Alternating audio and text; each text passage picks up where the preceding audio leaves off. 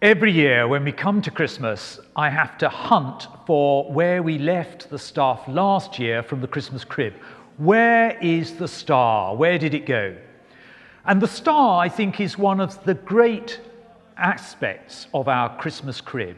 It reminds us of our place in the universe. It reminds us of the beauty of the night sky.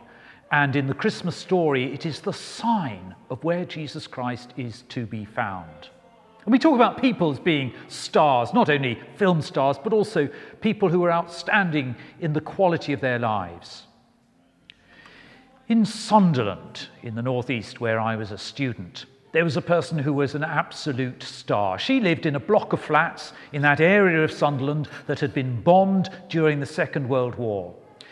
Jean was her name. She had an ordinary job. She was an ordinary person, but she was also a star. Her house, her little flat, was the centre of the neighbourhood, the block of flats where she lived. It was a source of hospitality. It's where you went for a cup of tea and a biscuit. It was an ever-open door. It was a place of friendship and hope.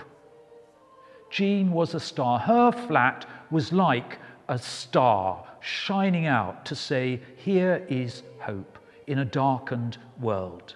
Jean was a devout Christian, and she understood that the star which marked the stable where Jesus Christ was born was also the sign of her house, a light of hope.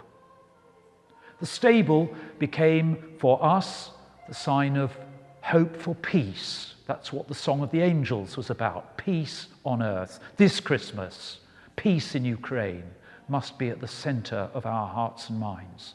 The Song of the Angels was about people of goodwill, people of kindness, generosity, people who would open their doors in hospitality.